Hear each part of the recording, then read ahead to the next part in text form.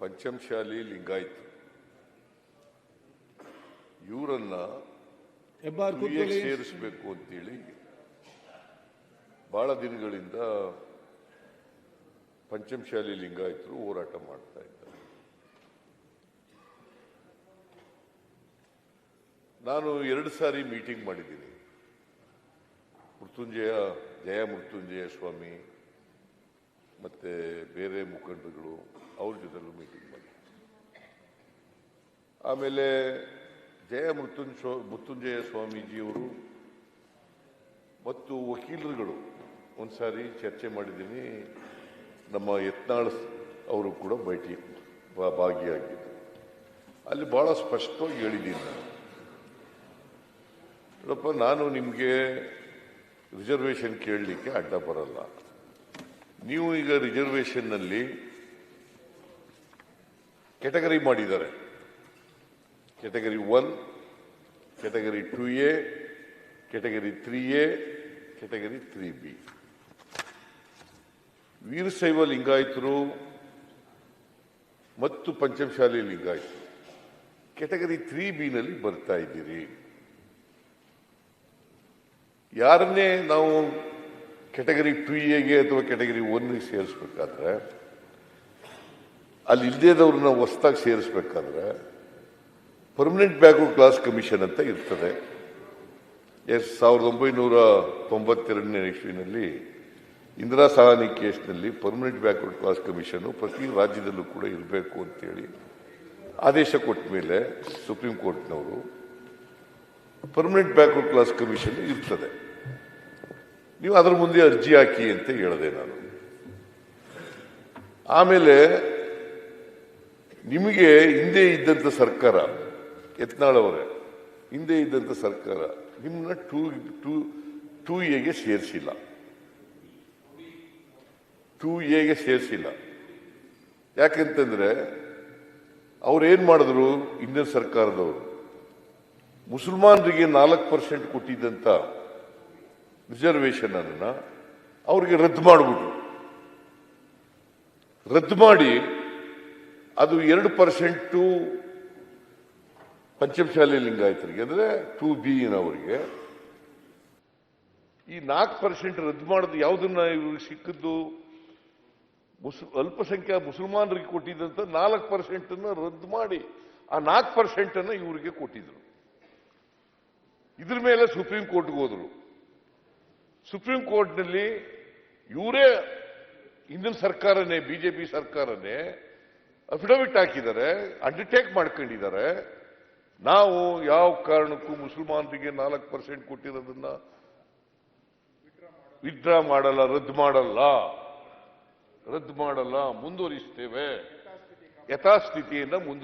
ಯಥಾಸ್ಥಿತಿ ಹೇಗಿತ್ತು ಹಿಂದೆ ಅದೇ ರೀತಿ ಮಾಡ್ತೇವೆ ಅಂತ ಇವರೇ ಒಪ್ಕೊಂಡಿದ್ದಾರೆ ಸುಪ್ರೀಂ ಕೋರ್ಟ್ ಮುಂದೆ.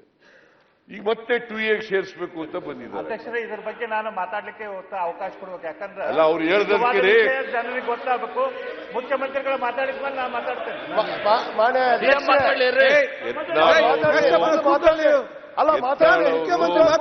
ಏನ್ ನಡೆದಿದೆ ಅಂತ ಹೇಳ್ಬೇಕು ಬೇಡ?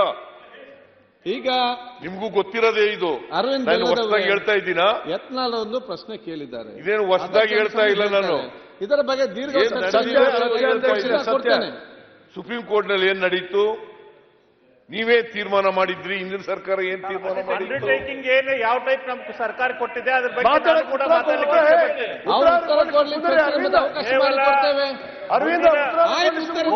ಮುಂದಿನ ಡೇಟ್ ತನಕ ಈ ಸರ್ಕಾರ ಏನ್ ಮಾಡ್ತಾ ಇದೆ, ಚರ್ಚೆಗೆ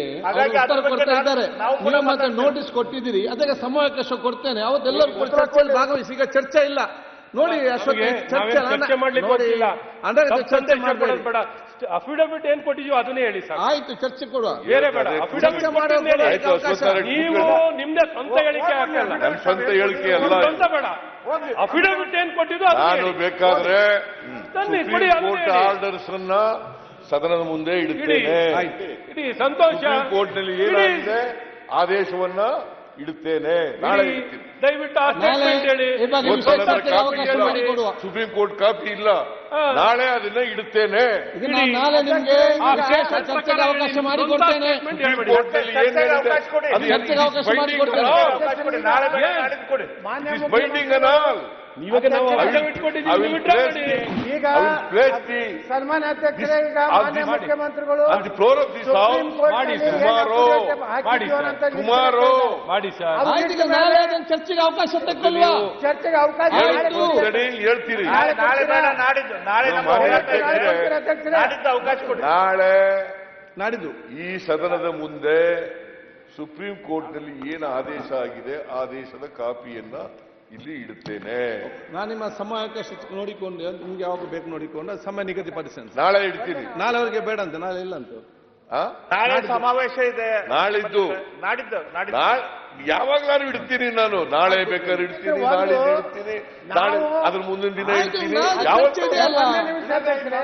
ಯಾವತ್ತಾರು ಇಡ್ತೀನಿ. ನಾವು ಸುಪ್ರೀಂ ಕೋರ್ಟ್ ಮುಂದೆ ಏನಾಗಿದೆ ಅದನ್ನ ಆದೇಶ ಕಾಪಿ ಇದೆ.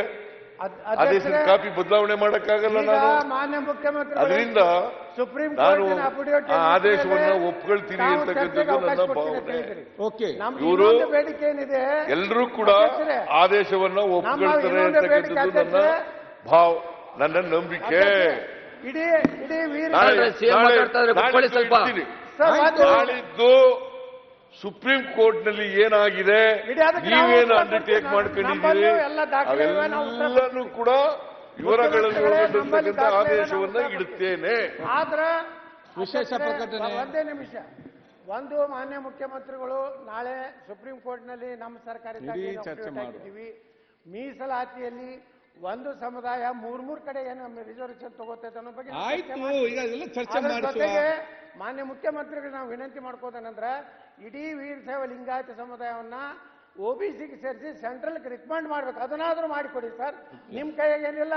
ಆಯ್ತು. ನಾವು ಅಲ್ಲಿ ಹೋರಾಟ ಮಾಡಿ ಚರ್ಚೆ ಮಾಡೋದು ಉತ್ತರ ಕೊಡ್ತಾರೆ. ಉತ್ತರ ಕೊಟ್ರಾಯ್ತು. ಹೇಳ್ತಾರೆ ನಾಳಿದ್ದು. ನೀವು ಅಲ್ಲಿ ಅದು OBC ಸರ್ಕಾರ ಉತ್ತರ ಕೊಡ್ತದೆ. ಓಕೆ, ನಿಮ್ಮ ಎಲ್ಲ ಸರ್ಕಾರ ಉತ್ತರ ಕೊಡ್ತದೆ ನಾಳಿದ್ದು. ನೀವು ಯಾವಾಗ ರೈಸ್ ಮಾಡ್ತೀರಿ ಅವಾಗ ಉತ್ತರ ಕೊಡ್ತೀವಿ. ನಾಳೆ ಹೋರಾಟ ಇದೆ ಸರ್. ನಾಳೆನೇ ಹೇಳಿದ್ರೆ ನೀವು ಹೇಳ್ತೀರಿ ನಾಳೆ, ಇವ್ರು ಹೇಳ್ತಾರೆ ನಾಳ್ದು ಅಂತಿಲ್ಲ. ನಾಳೆ ತಾವು ಸರ್ಕಾರದ ನಿಲುವೇನು ಅಂತಕ್ಕಂಥದ್ದನ್ನ ಸ್ಪಷ್ಟಪಡಿಸಿ ಇವರಿಗೆ ಉತ್ತರ ಕೊಡ್ತೇವೆ. ಯತ್ನದವರೇ, ನಿಮ್ಮೆಲ್ಲ ಇಲ್ಲ ಅಧ್ಯಕ್ಷ, ನಮ್ದು 2 ಬೇಡಿಕೆಯಲ್ಲಿ ಆಯ್ತು ಹೇಳಿದ್ರಲ್ಲ. ನಾಳೆ ಅವಕಾಶ ಕೊಟ್ರೆ ಸಾಕು.